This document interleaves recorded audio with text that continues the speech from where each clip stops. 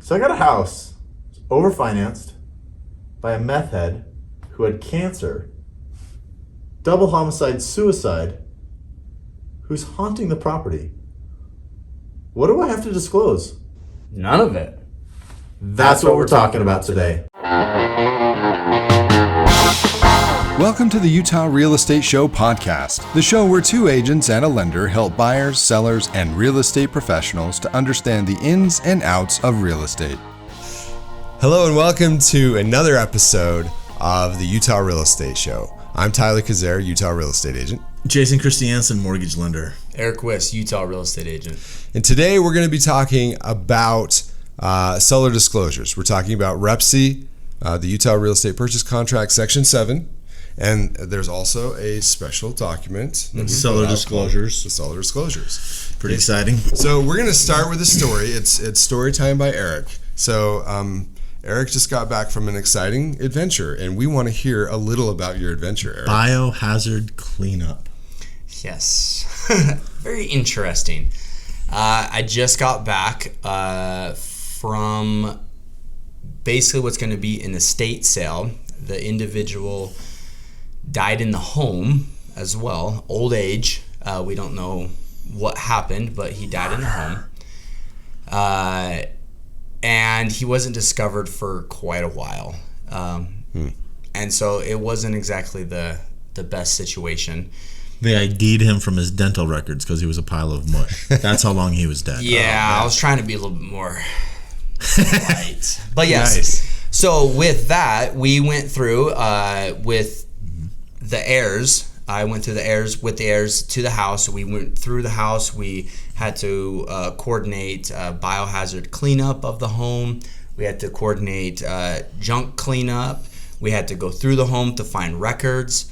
So there was a lot of stuff going that had to fall into place in order for us to list this home, because it is going on the market here quite soon, and we needed to make sure we still get top dollar for it.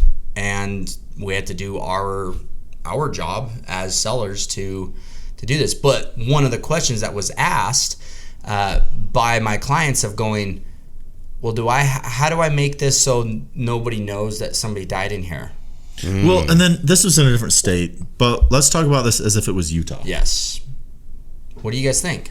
Should you not? Because let's just say after everything was done, there's a decent hole cut out of the floor. Because this is like when you have a plumbing problem. Because it was a wood floor, and so stuff had gone through the wood floor and into the subfloor. So they removed the biohazard, but they're not a restoration company. Yeah, there's still a big hole in the floor. Yes, and so the question was asked, well, do we hire a contractor to come in and repair all of that? Do we leave the plywood that's over the hole just nailed down and leave that as it sits? What did do you we end up sell the deciding? house? And so the information that I gave is said, well, let's look at the entire picture of this home. What is the value of this home as it sits currently? What is the value of an ARV, your after repair value? Right. What are we doing? Is it worth putting $100,000 into this home? Well, and then when was the home updated last? I mean, because it wouldn't be like so the home patching the floor on this particular one, it's been about 30 years. Okay. So you're going to remodel the whole thing. Exactly. So where do you now? Here's the really interesting point. It was in a very precise area of this town that is worth a lot of money. Yeah. Very high demand. Very high demand. Yeah. We feel that this property is going to sell for a top dollar, and they're going to come in and bulldoze the home. what we actually feel from the information that we have. So that came to lead the belief of, do we repair this home to the point that somebody could come live in it and do like an owner occupied fixer upper? Because it still is a good home. Like the current or the previous owner, tenant, resident, just had a whole roof put on last year. Like down to the sheathing, new soffits, new everything. They put a chunk of money into this place. So I mean, the bones of the house are pretty good, but once again, do you go and put $100,000 into repairing this, replacing all the wood floor to match, to go through and update it, paint it, clean it, remove some smells, stuff like that, and try to get higher than that? Or do we leave the hole in the floor cut out and we just say we don't know what happened bulldoze it? Well, that's one of the things. And that's the question. Like, do you have to disclose that there was a death in the home? She asked me that point blank. So right off the get-go, you don't have to go around advertising dude died. Yeah. But if they ask, hey, we noticed there's a hole in the floor, why? And we can't lie to them and say, well, we were doing investigative. We removed a stain. We removed a stain. Yeah. Well, that's true, but that's not the whole truth. Yeah. So if they ask, like, did a guy die? Same thing with, like, meth, right? Yeah. Cooked meth there, had a great time, made some money, had to work my life, changed things around, got the house cleaned. There you go. Don't have to say anything, but if they ask, did you cook meth? Yeah. Yes. Yeah, the interesting thing about this is called stigmatized property, and stigmatized property. Let's put a definition out there, right? Yeah. It has to do with murder, death, suicide, I guess, even death by natural causes, non-communicable disease. Like, there may be a stigma there, like, oh, this person had cancer. Like, yeah, you're probably not going to get that cancer if you came walking into the house, but there may be a stigma attached to it, right? Felonious activity, so any kind of criminal activity that's happening in the property. Maybe bank robbers live there. Another big one is public intrigue. Like, what if it was the movie set for some amazing blockbuster movie? Like, do you have to disclose that? All of these are stigmas. The big one in Utah is meth, right? And there is actually a line in here, and we'll touch on this a little bit more. On the disclosures themselves. Yeah, but the rule is current contamination. Like, is it currently contaminated from cooking or use of meth, right? And if the answer to that is no, then you don't have to disclose anything. Like, if you've had it cleaned up as a seller. Yeah. Right? The other one is, and we ran into this, we've talked about it a couple of times, Aric and I, during a couple of different episodes. We had a seller where there was a suspicion that meth may have been used, but there was no direct knowledge. Well, that's the other thing. Like, you can have the neighbor come up and say, hey, this happened there, or whatever. But, like, if you don't know, you can't say it. Yeah. Like, and so this comes into question with, like, rental properties. Like, on the seller disclosures, like, did you live here? Do you know? Yeah. And if you do know about something, then it needs to be, as far as like meth or something like that, needs to be disclosed. The non-stigmatized stuff. Right. And I mean, there's several pages of here's the condition of the property. Like, and it's not just like for mold or water damage. It's not, is it currently? It's like, was there ever? Right. And then what did you do to fix it? Right. So it's really good to say, like, yeah, the swamp cooler leaked. It destroyed our attic. The ceiling collapsed. It ruined the floor below it. And then we remodeled and removed the AC, and now, or the swamp cooler now have AC, right? Yeah. Like, you have to say that. So, but that's just one. That's just the first 7.8. Yeah. Well, and that's to come back to that. That is what typically all that is thought about in the seller's disclosure. I mean, we have 7.A all the way to 7.L. The set of documents right here. Yeah. There's a number of things that are in seller's disclosures, but we see time and time again only this form, seller's disclosures, is all that is ever. That's the magical form and includes everything, right, Aric? Yeah, that is either considered or even thought of, and as there's two sides of that, because the seller is still liable for all of these other things, even if they only disclose this stuff. And you're still liable as a seller for these things if it pertains to you. So, like, lead-based paint. If the home was built before 1978, you got to say, like, we know there's lead-based paint, or there may be lead-based paint, because they knew about the dangers of lead-based paint from before 78, but it took a little while for them to care enough to take it off the market, and then 2 years to make sure that it was gone. So well, and this one is an interesting one where I think a lot of people don't realize this. Jay written notice of any claims or conditions known to the seller relating to environmental problems. Okay? Then it continues. And building or zoning code violations. Yeah. So if you built your back porch or built, your covered shed patio or whatever, Finished your basement on your own, and you didn't have a permit to do it, technically you're in violation. yeah, and if you don't disclose, if you did it, that's fine. Just say that you did it. You did it yourself, right? And leave it at that. If the buyer wants to proceed and go forward, then that's there. But if you don't disclose these things, and then a situation happens 6 months later or a year later, and the buyer comes back and goes, "Hey, you never got a permit to do all this." You're liable.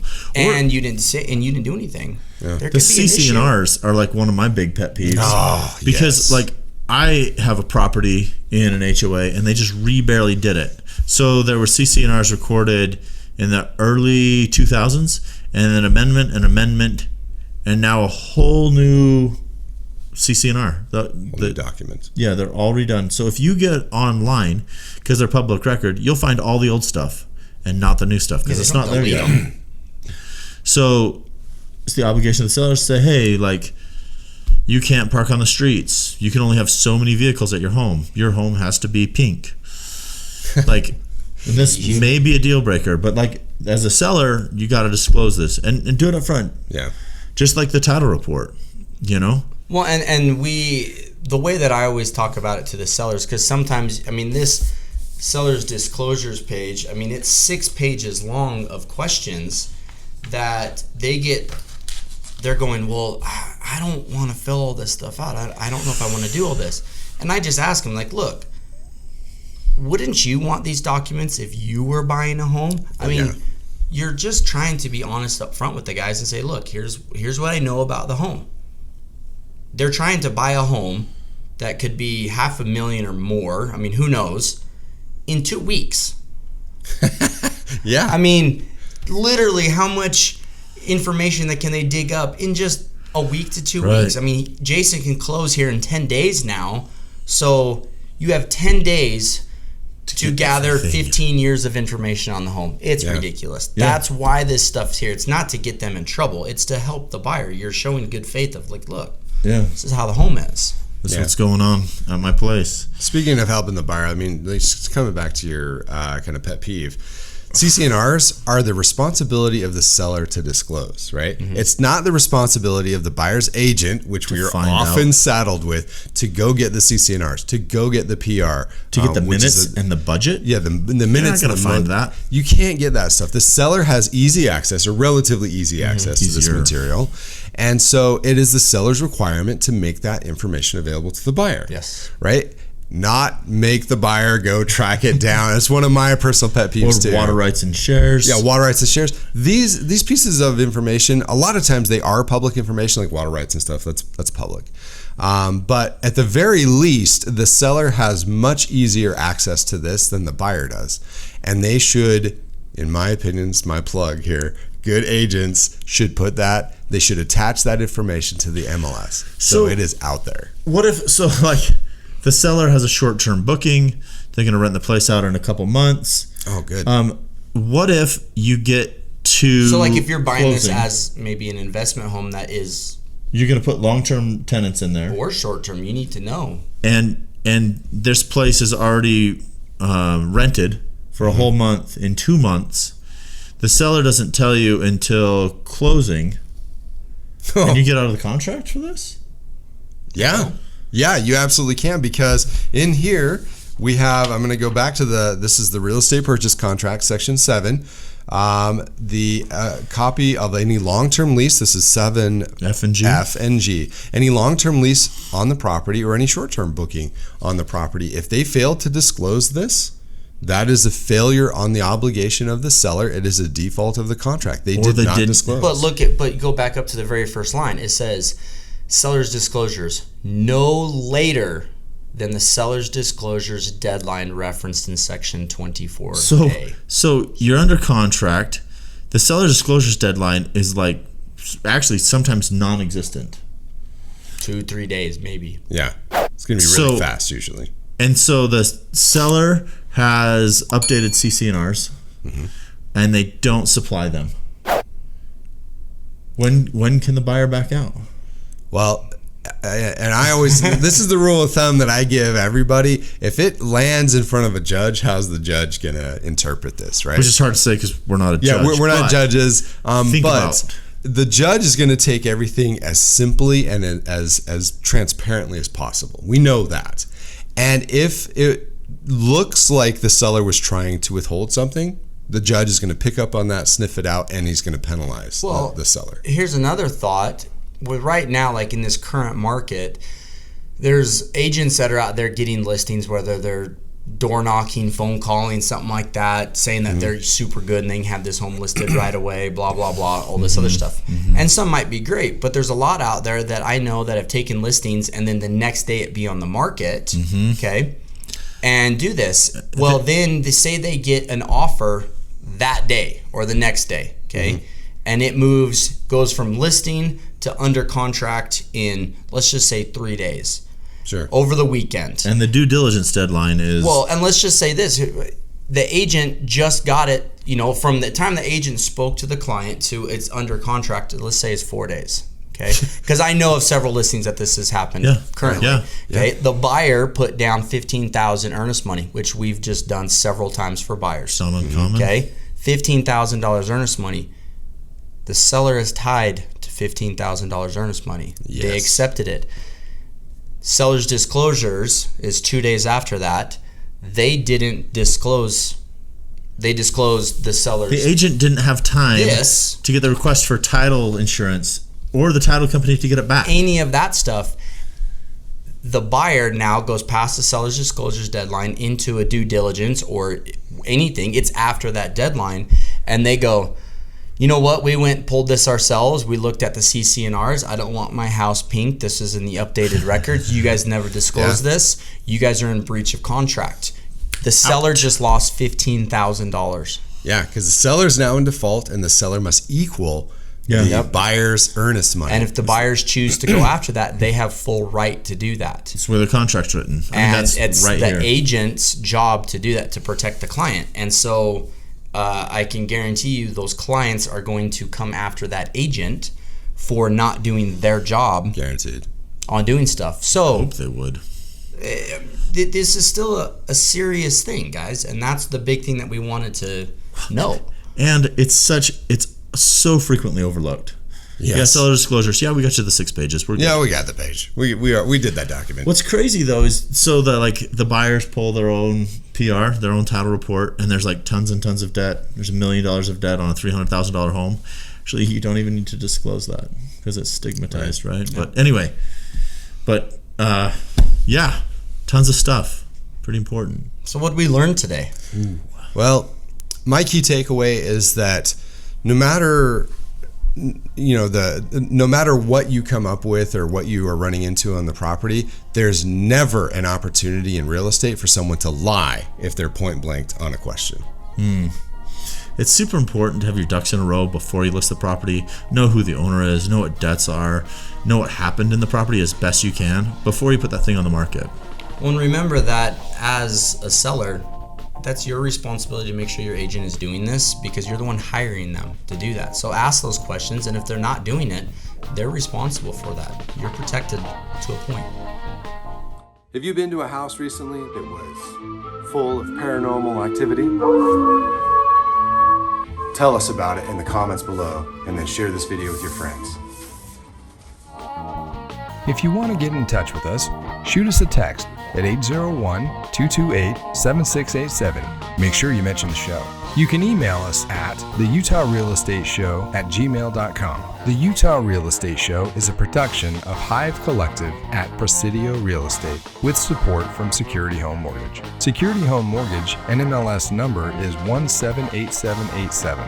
Jason Christiansen NMLS number is 240472. Equal housing lender. Not only is this not legal or investment advice, but you should definitely talk to a pro before you make any real estate decision. Every situation is different and should be considered in context. Copyright Jason Christiansen, Aric Wist, and Tyler Kazare. All rights reserved. What should we disclose? None of it. That's what we're talking about today. Get the table back. Now you're crooked. All right. Oh, in general, I'm crooked. Yeah. The table was out of place as well. I'm going to include that as a blooper. Just that. No context. Just you thought you wanted to date Jason. Good evening, and thank you. Until next time. Santiago. Let's get going. Are we going to introduce ourselves? I noticed the last couple times We should didn't actually, we introduce should ourselves. do, a proper open and stuff too. Hey, when you guys start handing it over to me, I just start running off with it. Yeah. Oh boy. How long was that?